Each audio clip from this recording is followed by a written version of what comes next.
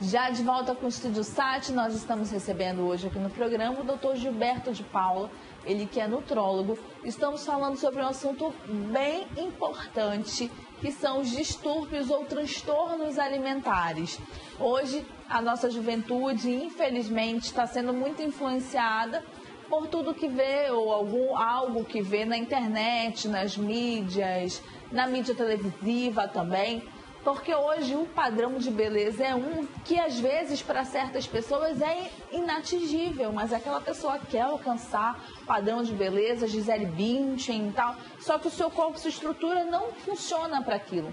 E aí o Dr. Gilberto está falando com a gente a respeito disso, de anorexia, bulimia, ele falou de um outro transtorno também. Eu vou até pedir para o Josimar colocar na tela 11 tipos de transtornos alimentares, e alguns desses são mais conhecidos, né, doutor? Sim, sim. Como os dois primeiros ali. É bom que se diga que a anorexia, ela é uma síndrome que, assim, ela pode ser sintoma ou pode ser uma síndrome, né? Uhum. Então, às vezes a pessoa pode ter, por exemplo, uma infecção e ela fica sem vontade de comer, que é uma reação normal do corpo de proteção. Mas a anorexia nervosa, ela é um problema psiquiátrico. Então, a pessoa, ela realmente para de comer ou reduz a ingesta de alimentação no nível em que ela fique bem abaixo do peso dela e persiste nisso daí, desenvolve comportamentos adaptativos, finge que come, joga fora o alimento. É um problema assim que, se ele não for diagnosticado precocemente, ele pode colocar a vida da pessoa em risco. Agora, doutor, como de repente aí o pai, a mãe tem filho adolescente em casa, porque essas doenças normalmente afetam mais adolescentes, Sim. jovens, né, doutor? Então, como é que a gente pode perceber, né, o avó que cuida dessa criança, desse adolescente, enfim, como é que a gente pode perceber que esse adolescente está apresentando esses sintomas, essas características? E esse é o ponto, assim, mais fundamental de tudo, que eu te dizia ainda há pouco, né? Qual é o papel do médico e qual é o papel do nutricionista no que diz respeito à questão da nutrição humana, né? O papel do médico é exatamente esse, fazer o diagnóstico, né? Então, uma criança, ela deve, pelo menos 4 vezes ao ano, se ela for saudável, ir ao pediatra para ver como é que está o crescimento e desenvolvimento dela, né? Um adolescente, a criança está saindo da infância, está entrando na adolescência, tem que ir no médico para ver se o peso, a altura está direitinho, né? Se está tudo bem, se não tem uma deficiência hormonal, se não tem um problema de crescimento, se não tem uma deficiência nutricional. Porque hoje a gente está numa sociedade que às vezes é difícil você se alimentar de uma forma correta, né? E aí, ao procurar o médico, ele faz essa pesquisa, né? Para tentar entender como é que está o status nutricional da pessoa. Essa demanda hoje com relação à nutrição humana, ela é tão importante que foi criado uma especialidade médica que é exatamente para estudar essas questões da saúde e da doença relacionadas aos alimentos, que é a nutrologia, que é a minha especialidade. Sim.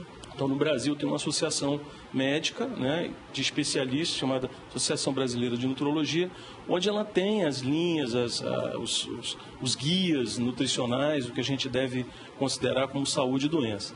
Essa questão dos transtornos alimentares, ela é um problema que, às vezes, quem vai perceber isso daí, às vezes é o professor na escola, é o professor de educação física, às vezes é a psicóloga que acompanha por alguma razão a criança. Às vezes a própria nutricionista pode se perguntar se aquela pessoa não está tendo um distúrbio dessa ordem.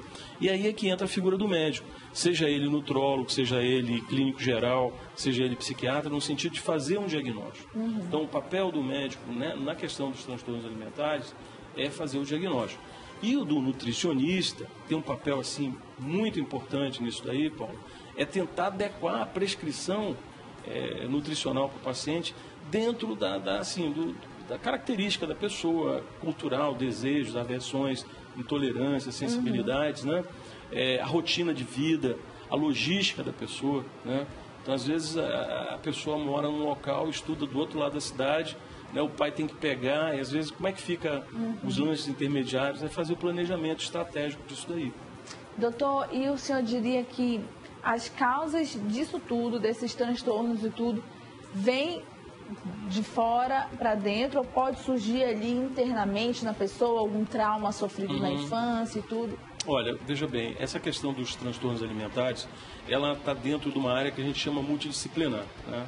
Você tem a questão da sociedade que você está, né? Porque tem um diagnóstico desse, você tem que estar numa cultura que admite que esse diagnóstico exista, né?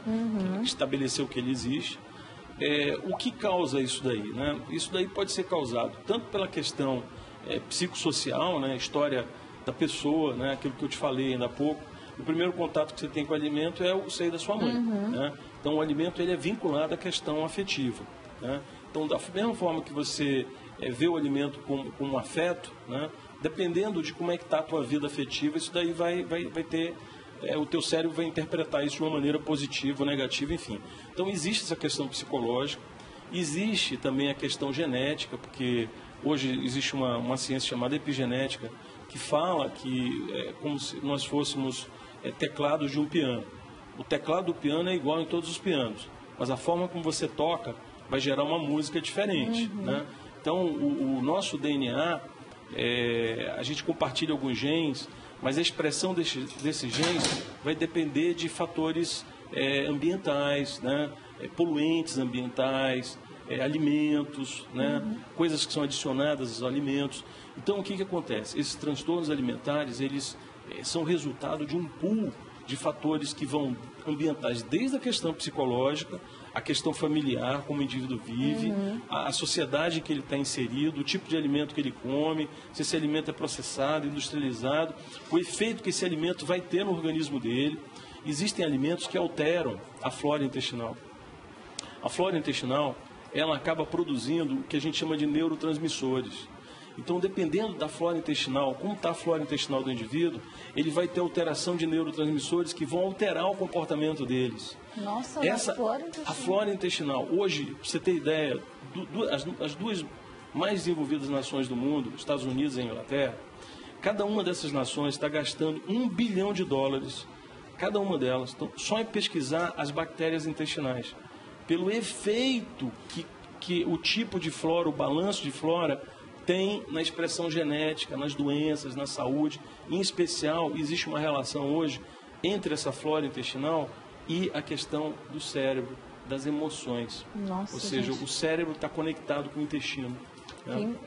O senhor falando a respeito de Inglaterra e Estados Unidos, e eu recebi um dia desses aqui no WhatsApp um país que induz ao passageiro ali do transporte público que faça 30 agachamentos em frente a uma máquina para retirar e poder entrar de graça, para reduzir assim a obesidade. Não me recordo agora o nome do país, mas eu sei que é um país muito frio. Então, as pessoas recorrem, né? Porque o frio induz, né? Você ficar em casa ali no conforto e comer muito. Então, doutor, só para a gente finalizar, o pai ou a mãe percebeu isso, o tutor, enfim, procura primeiro quem? O pediatra? Pediatra, se for criança abaixo de 12 anos, clínico geral, se for acima de 12 anos, e se a pessoa tiver acesso a um especialista, um nutrologista, um nutrólogo. E lá eles vão fazer esse acompanhamento multidisciplinar. Vou tentar definir isso daí, né? Dependendo da situação, às vezes pode ser chamado a participar dessa avaliação um psiquiatra infantil ou psiquiatra convencional e a psicólogos, né? Eu desconheço que aqui em Manaus exista um serviço especializado nessa área, eu desconheço. Mas normalmente é prática comum entre profissionais de saúde, quando você tem dúvida, você encaminhar para um outro colega, perguntar a opinião dele para tentar esclarecer o diagnóstico. Doutor, se de repente a gente deixou de fazer alguma pergunta aqui, que seja aí uma pergunta do meu telespectador, como é que ele pode fazer para lhe encontrar, para de repente se eu esclarecer? Olha, eu tenho um consultório aqui em Manaus, eu atuo exclusivamente na área privada, tenho o meu telefone, né? Forneci para a nossa produtora. A produção da AmazonSat. Se as pessoas procurarem... Beleza, tá no ar aí para vocês. As meninas fornecem o meu contato, meu telefone. Então pronto, se de repente tiver alguma dúvida, dá uma ligadinha para o doutor, que ele vai esclarecer para vocês. Doutor, eu acho que o nosso bate-papo foi muito válido, deu para a gente fazer algumas perguntas inerentes ao assunto e esclarecer um pouquinho mais sobre essa questão dos transtornos de distúrbios alimentares. Muito obrigada pela sua presença aqui. Okay. Obrigado, Tony. Nós vamos seguindo para o intervalo comercial e aí no bloco seguinte nós vamos continuar falando sobre esse assunto, mas em um outro aspecto, como você pode... Porque o que a gente busca no dia a dia? Fala-se muito sobre hábitos alimentares saudáveis, mudança de hábitos, né? Você praticar alguma atividade, algum exercício físico para sair do sedentarismo e tudo. Mas como é que a gente pode fazer isso, né? A gente precisa de um auxílio. É claro, a gente não muda do dia para a noite. A gente precisa de um acompanhamento de um nutrólogo, por exemplo, de um nutricionista, até de um psicólogo, porque você deixar de comer, pelo menos aí por alguns dias, algo que você gosta, tirar chocolate, tirar pão, tirar refrigerante, tudo, não é fácil. E aí a gente vai falar hoje com o professor de Educação Física e também idealizador do programa Manaus Mais Saudável. Quer saber como é que é isso? Então vem com a gente daqui a pouquinho no terceiro bloco.